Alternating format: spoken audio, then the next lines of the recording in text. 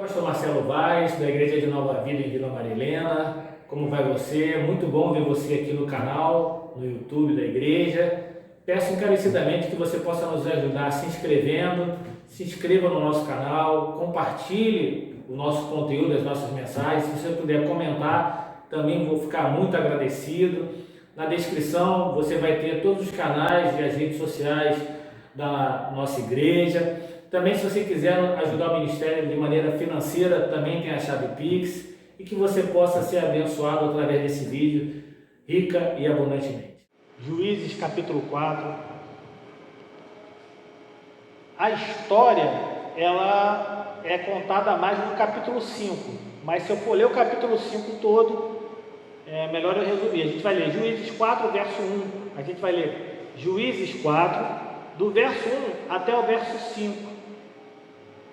E depois a gente vai contar a história que é do capítulo 5, mas a gente vai ler Juízes capítulo 4, verso 1 a 5.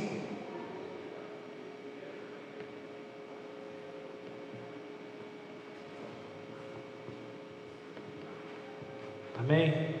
Juízes capítulo 4, verso 1 até o verso 5, vamos falar sobre Débora, a juíza. Diz assim a santa palavra de Deus, Juízes capítulo 4, verso 1: Os filhos de Israel tornaram a fazer o que era mal aos olhos do Senhor, depois da morte de Eude. E o Senhor os entregou nas mãos de Jabim, rei de Canaã, que governava Azor. O comandante do seu exército era Cícera, que morava em Arosete-Agoim. Preste atenção, deixa aí no verso 2. Eu não estou já explanando, mas preste atenção. Havia naquela situação um homem chamado Jabim, rei de Canaã, que governava Azor, e o comandante do seu exército era um homem que se chamava Cícera, certo? E que morava em Arosete-Agoim. Os filhos de Israel clamaram ao Senhor, porque Jabim tinha 900 carros de ferro, e durante 20 anos oprimia duramente os filhos de Israel. Débora, profetisa, esposa de Lapidote, julgava Israel naquele tempo. Então Débora era uma profetisa que julgava Israel naquele tempo. Por um acaso ela era profetisa e julgava Israel naquele tempo. Amém? Ela atendia debaixo da palmeira de Débora, que era assim que era conhecida a palmeira onde ela ficava, entre Ramá e Betel, na região montanhosa de Efraim. E os filhos de Israel vinham até ali para apresentar as suas questões. Fecha teus olhos. Pai, muito obrigado. Dá-nos graça, Senhor, nesse momento. Dá a oportunidade de, em nome de Cristo, louvarmos ao Teu santo nome, Pai. Que possamos, para a Sua glória, Senhor, falar um pouco sobre essa mulher, sobre essa história, sobre Jael, uma outra mulher maravilhosa, uma mulher corajosa. Falar, Senhor, sobre essa situação do livro de Juízes, como a gente tem feito sempre no terceiro domingo de cada mês, Pai. Que o Senhor possa, em nome de Jesus, tratar conosco na base do ensinamento, para que a gente possa entender, Pai, que precisamos clamar a Ti em todo o tempo, Senhor, não só na nossa angústia, Senhor. Que possamos, em nome de Cristo, Senhor, viver uma vida reta, Pai, porque senão a opressão vai nos chegar e ela vai trazer para cada um de nós algo muito ruim, Pai. Então, que possamos andar a nossa caminhada de vida, Pai, entendendo, Senhor, que é o Senhor e a Sua presença que nos faz ter liberdade. Liberdade de vida, liberdade de pensamento, liberdade do pecado, liberdade do mundo, Pai. Então, fala conosco, Pai, nessa manhã, se conosco, nos abençoa nessa manhã, que precisamos ser abençoados. Não queremos sair como ouvimos aqui no começo, de toda a prestação de culto, que o Senhor não fez nada, Pai, porque as pessoas não tinham fé. Não, Senhor, aqui a fé em Ti, nós clamamos e louvamos, Senhor, para que Tu possas fazer milagres e maravilhas, operar coisas grandes sobre a nossa vida, Pai, nessa manhã.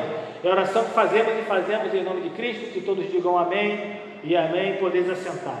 Dando continuidade a essa série de terceiro domingo de cada mês, onde a gente trata sobre os juízes de Israel, a gente vai falar agora sobre o quarto juiz de Israel, conforme eu explicitei antes da leitura do texto central, que eu considero que apenas houveram 12 juízes. Por isso, cada mês a gente vai falar sobre um, e hoje em dia a gente falar do quarto juiz. E de qualquer maneira, você que reiteradamente já veio aí nos últimos 3 domingos, ou algum domingo, terceiro domingo do mês, você vai me ouvir falar da mesma introdução, porque nem todos vieram, nem todos tiveram a oportunidade, ou alguém vai ter a oportunidade de ver esse vídeo e não vai entender se eu não der essa explanação introdutória acerca da situação, acerca do cenário do acontecimento do livro de Juízes. Então, vamos lá, vamos expor a mensagem, mas vamos falar desse tempo, que era um tempo difícil da vida de Israel. Para variar, a gente consegue perceber como Deus sempre teve um grande cuidado, sempre foi fiel com o seu povo, mesmo o seu povo sendo infiel. Isso é uma coisa que muita gente não entende. Não, mas eu sou fiel, eu vou na igreja, eu faço... Tem tanta coisa, meu irmão, que traz a infidelidade com as coisas de Deus.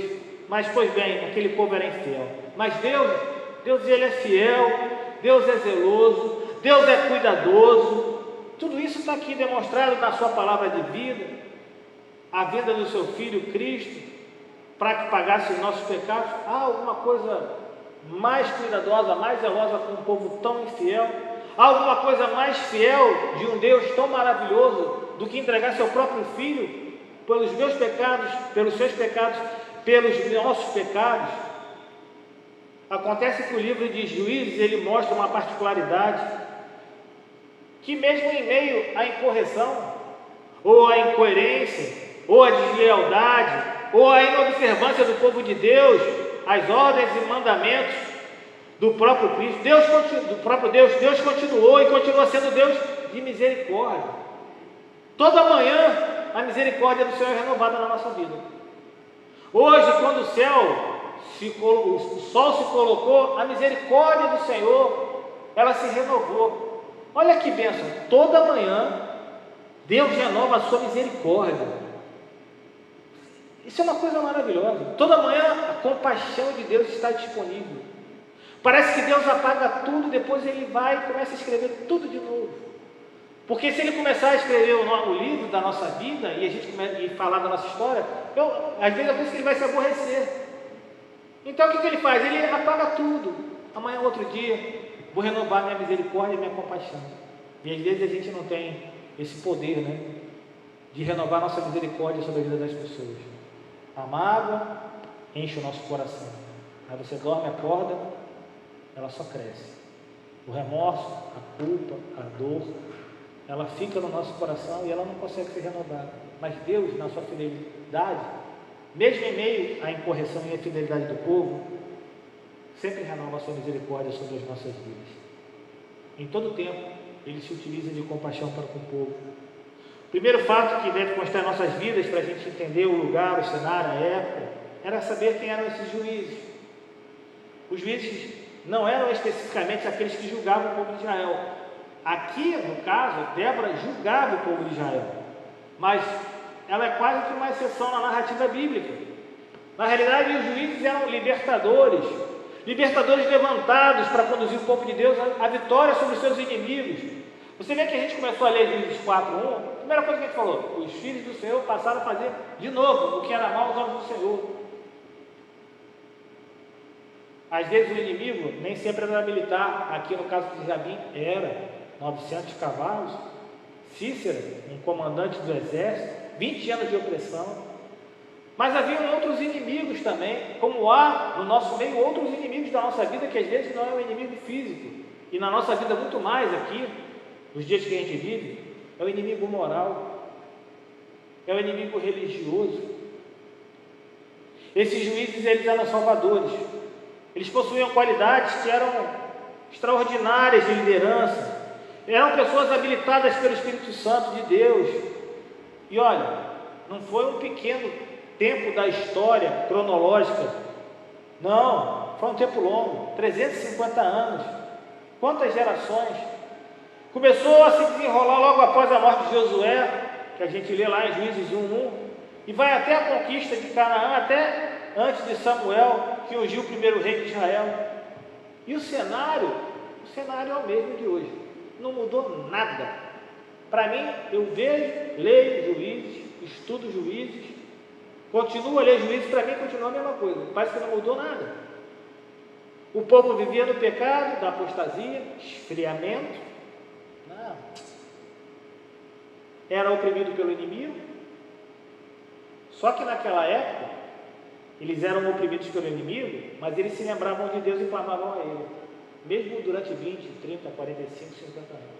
Hoje em dia, muita gente é oprimida pelo inimigo. Ah, pastor, mas eu não sou, eu não vou à igreja, eu não sou, não, mas a questão não é essa. A opressão, como eu falei, ela é moral, ela é religiosa. O seu cansaço no domingo, ele vem de uma opressão do inimigo, de não querer que você aprenda um pouco mais de Deus e o adore. Não estou falando especificamente de você que está aqui sentado, não. Estou querendo trazer e contextualizar essa opressão, que não é uma opressão militar. O inimigo, ele não trabalha de uma maneira assim tão vista. Normalmente ele trabalha no silêncio. E aí quando ele se invoca, ele trabalha no barulho. Aí você sabe que é ele, porque ele se irrita rápido. Mas às vezes ele vem silencioso. É o seu cansaço, é o seu esfriamento, é a falta de leitura, é o devocional, é o valor que você recebe. Não, isso aqui eu deixo por último. As coisas de Deus, elas passam a não ser prioridade na sua vida. Opressão do inimigo, muitas vezes. Se levante, meu irmão. Se levante, meu irmão. Pois bem, Deus via, o povo clamava. Essa que é a única diferença que eu vejo, que o povo clamava, e aí Deus mandava um libertador. Aí enquanto o libertador, o juiz estava vivo, pronto, o povo vivia tranquilo. Porque aí o povo, quando está tranquilo, o povo quando está com dinheiro no bolso, meu amigo, o povo quando está com carro, o povo quando está aí tranquilo, não falta nada, está tudo tranquilo, o povo não reclama, não faz nada, aí, amém. Tinha Deus para lá também. Não procura porque acha que tudo é culpa de Deus, quando está ruim, mas quando está bom também, é a sua capacidade intelectual. Essa semana eu tive a oportunidade de ir ao supermercado. Eu odeio ir ao supermercado. Odeio. Se tem uma pessoa que odeia ir ao supermercado, minha família sabe. Eu não gosto de ir. Vou, mas não gosto. Vou meio que forçado. Mas eu tive que ir lá, além de tudo, para comprar. Aproveitei e fui comprar copo de plástico também aqui para a igreja, de papel toalha e tal. E eu fiquei tão impressionado com o preço das coisas. Em tão pouco tempo elas terem aumentado. Eu fiquei, meu Deus do céu. Como é que a gente vai viver? Como é que a gente vai dar sequência? Como é que a gente vai conseguir fazer isso? Mas Deus, graças a Deus, sempre deu a oportunidade para o alimento. Nunca deixou um justo mendigar o pão. Nunca deixou. Aí é que está o grande fluxo de bênção também da parte do dízimo e da oferta. A gente vive, graças a Deus, com aquilo que Deus provê. Nada vai lhe faltar se você continuar fiel ao Senhor. Mas eu fiquei espantado. Pois bem, após aquele juiz morrer, então o povo voltava para o pecado da apostasia, voltava àquele esfriamento. E veja bem, o pano de fundo desse livro e dessas situações que aconteciam era justamente a opressão do povo de Deus pelos seus inimigos através do quê? Do esfriamento. Esse é o cerne principal desse pano de fundo, dessa opressão do inimigo. O povo sofria porque se esfriava na fé. O povo não sofria porque era um tempo de sofrimento, porque havia uma seca. Não, ele era oprimido pelo inimigo por causa do seu esfriamento na fé. Tem gente que não entende por que as coisas acontecem erradas com ela. Não é que a pessoa não vai viver uma vida reta, nem ter coisas boas. Mas às vezes tem gente que não entende por que as coisas não têm acontecido. A palavra de vida diz que o povo de Israel serviu ao Senhor todos os dias de Josué. A todos os dias dos anciãos, que viram coisas lindas, grandes. A gente falou em quarta-feira passada, o povo que viu tanta coisa. Aí passou uma geração no deserto e morreu, só tinha Josué e Caleb, entraram, uma outra geração entrou, e essa outra geração entrou e viu outras coisas. A muralha de Jericó cai por terra através de gritos. Aquelas pessoas viram, primeiro debocharam de uma cidade chamada Ai, e porque Josué não consultou o Senhor, foram derrotados, mas depois foram lá, oraram, viram que havia um pecador no meio, tiveram que matar ele e a sua família para não houvesse descendente, junto com os despojos que ele tinha pego, porque Deus mandou fazer uma coisa e ele não fez, e trouxe maldição, não foi só para a vida dele, nem para a casa dele, trouxe maldição para o povo todo, mas depois foi lá e destruiu Ai. O povo viu, durante a guerra, Josué orar e o tempo parar, porque se ficasse escuro ia ficar com dificuldade para poder lutar. O povo viu nessa mesma batalha caírem pedras possivelmente grandes, com fogo em cima dos inimigos, coisas que as pessoas olham e ficam maravilhadas, que a ciência tenta explicar como são meteoros, como o mar vermelho. Não, ele abriu, mas ele é um mar pequenininho, não é um mar, é um lago que aí deu abaixo a maré. História, conversa fiada. É Deus. Aquele povo viu o Jordão ser cortado para eles atravessarem para chegarem na terra, com a arca da aliança na frente, os sacerdotes, e todos passaram a pé enxuto como passaram o mar vermelho. Só que essa outra geração também não falou para essa geração que veio agora de juízes sobre esse Deus. Não falaram das maravilhas que eles fizeram, e eles só se lembravam deles depois da adoração toda abandonada, quando eles começaram a ficar oprimidos. Engraçado que em vez de eles lutarem contra esses inimigos, essas pessoas que estavam na terra deles, eles voltaram para a terra deles. Esse negócio de terra prometida é mentira também. A terra era propriedade deles. Eles saíram de lá, eu falei isso na quarta-feira, eles saíram de lá para ir para o Egito. Depois eles retornaram para lá. Então a terra já era propriedade deles. Eles foram tomar posse, mas a propriedade era deles. Deus já tinha estipulado que aquela terra era deles. Então não era prometida, já estava lá, publicada lá, escrita e registrada no registro de imóveis. Mas eles começaram a lutar entre eles. Em vez de destruir os inimigos que Deus tinha mandado fazer, eles começaram a lutar tribo contra tribo. Meu irmão, a gente tem que olhar para essa apostasia de uma maneira e com um olhar muito crítico e tomar muito cuidado com a nossa vida, porque ela tem feito, nos dias de hoje, algo muito grande no meio do nosso povo que se diz cristão. Um esfriamento que só mesmo a mão de Deus e a gente, na nossa busca pela misericórdia e pela compaixão do Senhor. Pois bem, a nossa igreja ela sempre foi agredida, sempre foi golpeada, mas a gente não pode deixar que as influências do mundo penetrem dentro dela. E eu não vou me estender mais, porque senão a gente não vai acabar falando. Vamos falar de Débora. Débora foi uma mulher das mais conhecidas do Antigo Testamento. Ela teve um papel que foi desempenhado nesse momento complicado da história do povo de Israel. Então ela teve um destaque merecido. E a história de Débora é simples, muito simples. A história de Débora não tem muito drama. Nós lemos lá em Juízes 4:4 que Débora era profetisa, esposa de Lapidote, julgava Israel naquele tempo. Então ela era uma profetisa. E ela aparece na lista dos juízes de Israel, e ela viveu possivelmente no ano 1125 a.C. Então, o que aquela mulher fazia? Ela servia ativamente a Deus, no meio desse contexto desafiador. Então, não é impossível nós sermos cristãos nesse mundo, apóstata e frio. Nós podemos ser não só pessoas que andem no caminho do Senhor, mas pessoas ativas que andam no caminho do Senhor. Débora, na realidade, era uma pérola. Ela servia a Deus enquanto se via cercada de homens que não serviam a Ele. Uma mulher servia a Deus e vários homens não serviam a ela. Diz lá, os filhos de Israel tornaram a fazer o que era mal aos olhos do Senhor depois da morte de Eude.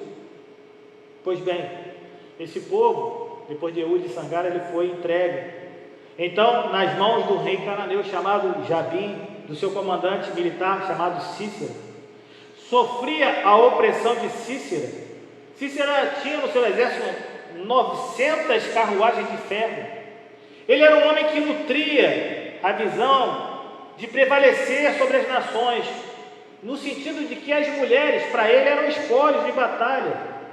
Se você olhar lá Juízes 5:30, que fala sobre isso, ele mesmo fala, 1 ou 2 ventres para cada mulher, para cada homem.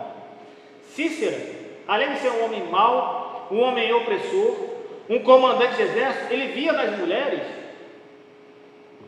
um objeto, um despojo, que sobrou de guerra. Então você faz o seguinte, olha, você tem direito a 1 ou 2 ventres. E o mais curioso é que quando você lê o original, é ventre mesmo. Não é 1 ou 2 mulheres, é ventre. Por isso que eu falo que Jesus ele é transformador até nessa situação das mulheres.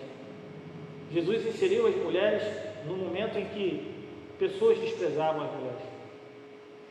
E aqui havia um desprezo, mas diz a palavra de vida que Deus usava a Débora, que ficava debaixo de uma palmeira. Ficava lá e julgava os filhos de Israel. E quando fala filhos, são filhos, homens e mulheres. No meio da turbulência, estava lá assentada Débora, debaixo da palmeira, administrando a justiça de Deus. Ali os israelitas de várias tribos procuravam ela na busca de solução das suas causas. Débora era responsável por arbitrar as disputas daquele povo. Você já imaginou tal situação naquela época? Porque a gente tem que contextualizar tudo, não tem como. Essa onda de atualizar a igreja para o dia de hoje é mentira, senão a gente não consegue entender o contexto, não consegue entender nada se a gente não entender o cenário, a cultura, o costume dos povos. Deus levantou Débora como uma mulher inspiradora.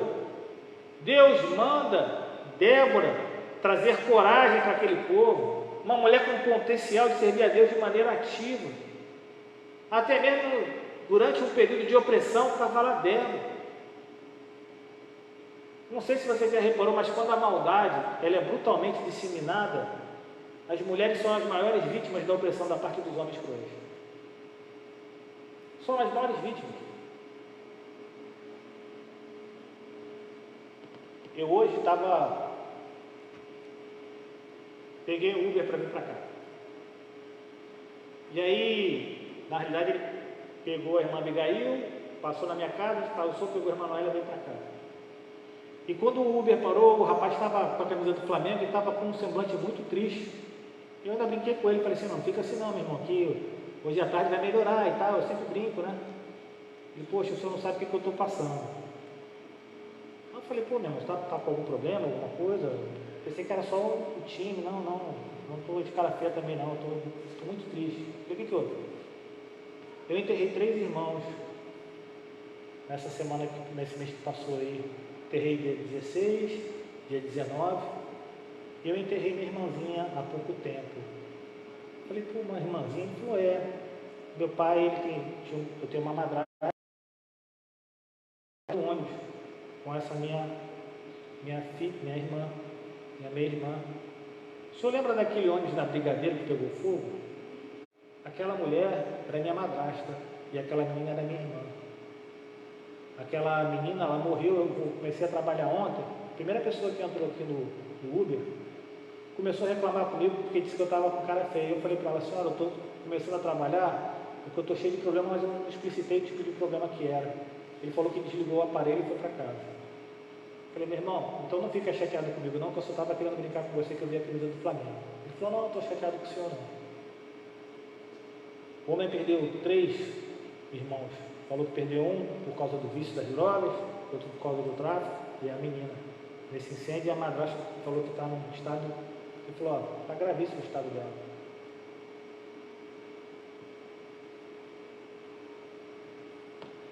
Ele me falou, elas foram as primeiras a pegarem fogo. Eu falei, mas a história que era um rapaz que foi atrás da mulher, eu falei, mentira.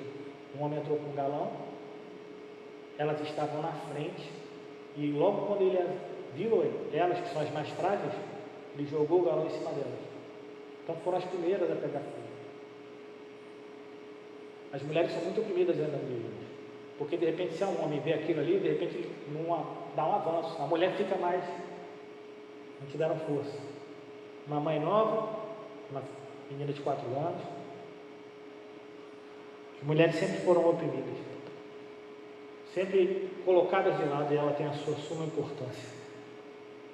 Mas Deus levantou Débora, incluiu ela como juíza, para que mande também uma palavra encorajadora às mulheres. Mas vamos lá a história, porque eu já passei bastante do meu tempo, aí vou pedir para você misericórdia, 10 mais 15 minutos para eu poder pregar.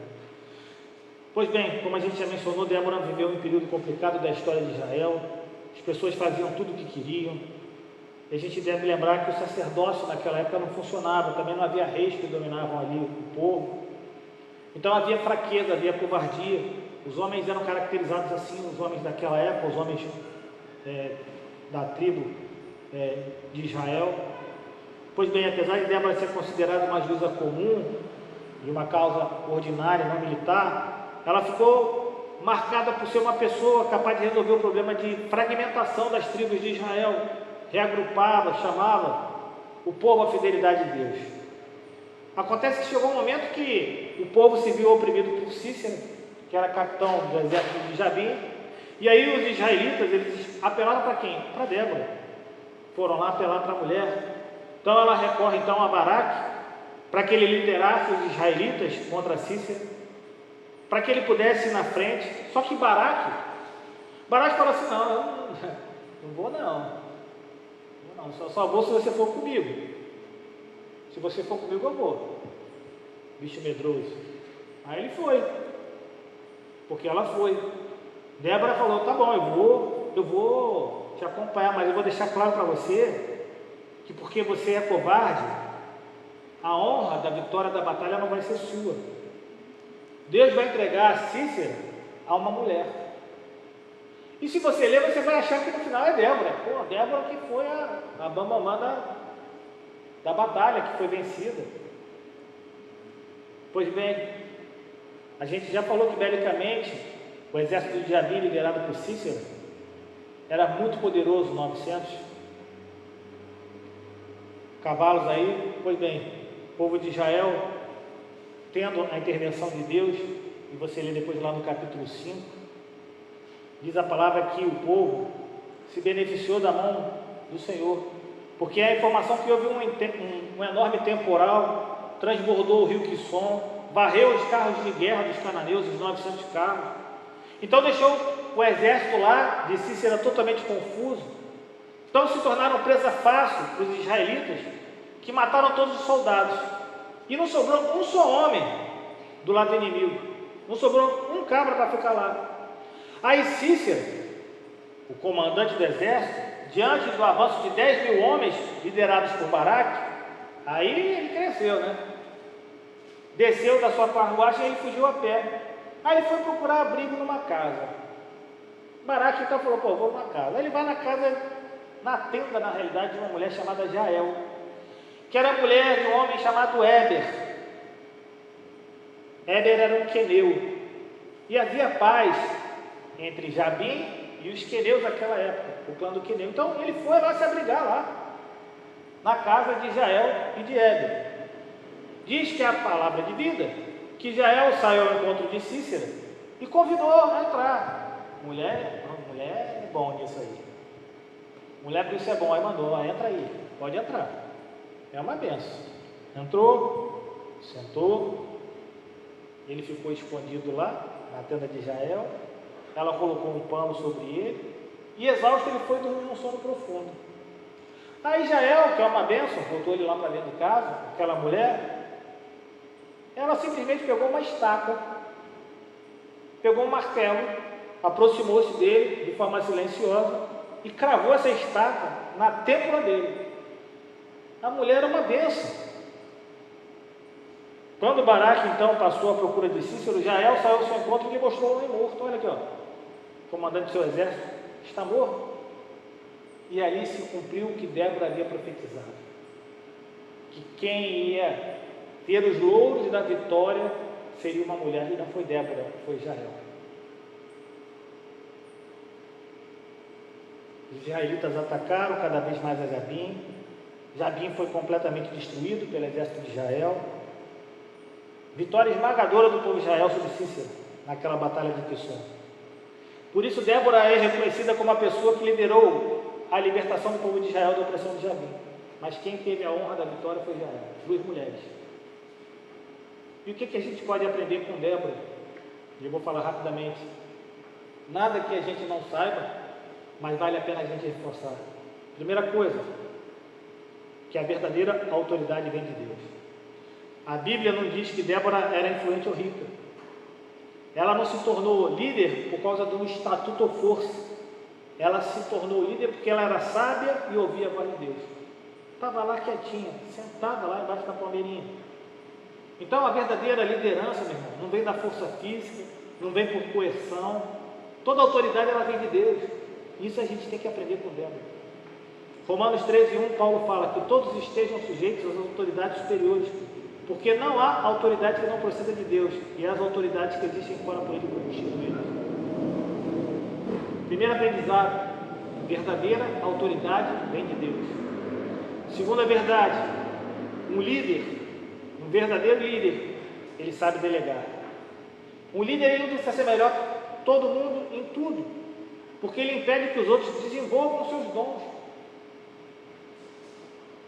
A verdadeira liderança é reconhecer os talentos de cada um que faz parte da sua equipe, motivando essas pessoas a fazerem um bom trabalho, sabendo delegar responsabilidade de maneira coerente, sabe? Débora tinha certeza que não era ela que ia ficar com os louros da vitória, era Jael. Ela falou de uma mulher, ela não falou, não, então meu nome vai ser glorificado. Então eu que você, ela falou, uma mulher. Ela já sabia disso. Por quê? Porque Débora não era guerreira. O pessoal pensa que Débora era guerreira. Tem um pessoal aí que fala, não, que Débora não era guerreira. Débora devia ser uma mulher muito suave, que ficava embaixo da palmeira, conversando, falando, explicando, ouvindo, chorando, rindo.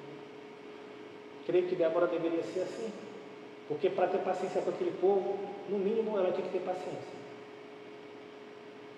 Ela sabia das suas limitações. Quando Deus pede para que Baraque chame ela para liderar a guerra, ela não falou, então eu vou lá então. Ela motivou Baraque. Diz lá Juízes 4,14. Então Débora disse a Baraque, prepare-se, porque este é o dia em que o Senhor entregou Cícera em suas mãos. Foi nas mãos de Baraque.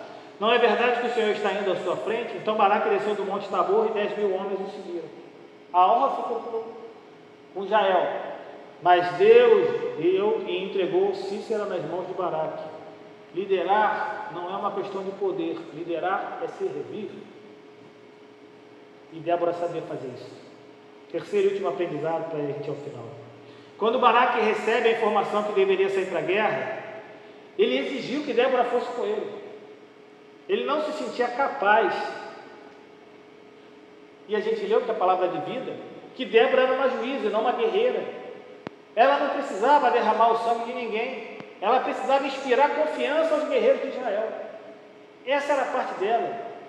Meu irmão, liderar não é só dar ordens, é preciso ser exemplo. Eu estava ali fora, 9h10. Aí eu peguei o mop e comecei já tinha varrido e comecei a passar. Aí o rapaz do lado falou, pastor, pô, que benção, não tem não. Servir, daqui a pouco o povo está aí. Queria que tivesse mais gente me ajudando, mas amém. A gente não deixa de fazer, a gente está servindo. A gente precisa servir de exemplo, e precisa mostrar para as nossas ações que a gente acredita naquilo que a gente faz. Por fim, em Juízes 5, de 2 a 31, há um dos cânticos mais lindos expressados por um ser humano na adoração a Deus, o cântico de Débora. Que coisa linda! Celebra a vitória de Débora, Baraque contra Cícera, e é uma das antigas peças de literatura do Antigo Testamento. Tem sido preservado desde o século 12 a.C. E eu aconselho a leitura de Juízes 5, de 2 a 31. Porque essa estrutura desse cântico, ela tem uma organização. Ela começa com o início de louvor, depois invocação ao Senhor, depois de isolação sobre os opressores, depois o agrupamento das tribos, a batalha do rio Quisson, a morte de Cícera, a narrativa sobre a preocupação da mãe de Cícera, e depois lá o desfecho final. Débora tem muito a nos ensinar. Muito a nos ensinar. Ela não pegou em arma. A arma dela era se colocar à disposição do Senhor. Ela não era guerreira. Ela era uma profetisa. E o mais interessante, curioso e importante dessa história também não foi Jael pegar e botar uma estaca na têmpora de Cícera. Para mim, quando eu leio, o mais importante é saber que aquela mulher suave ouviu a Deus, sabendo da sua limitação, ela fez aquilo que Deus queria que fosse feito. A gente tem que ouvir mais a Deus. A gente tem que parar a ouvir. Às vezes a gente não tem um minuto. Me falta tempo. Tempo para quê, meu irmão? Tempo de quê? Pode cair duro aí, ou você está sentado aí com um apagar.